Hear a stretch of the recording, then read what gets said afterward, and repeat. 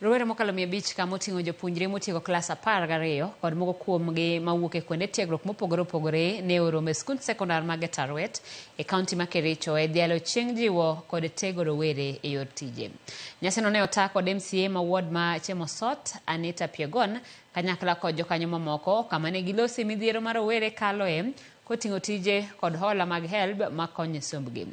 Bende apisas mawuok Huduma Center bende ne okonyo e golo puonj ne roweregi e yor manyola mag somo.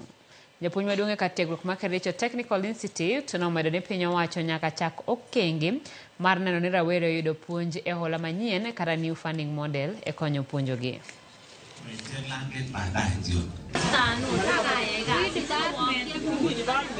We have all the stakeholders together today, starting from the institutions themselves who are taking in these children.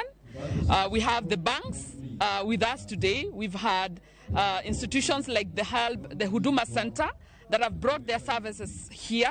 We're able to speak to them. We called it a career day, where we're able to also share with them what are some of the things, the decisions they can make as they join school.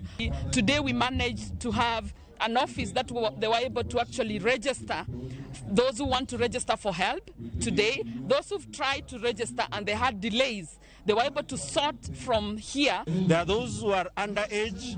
What are the expectations for them to apply? It was very important as a day, and we really loved the arrangement of this event.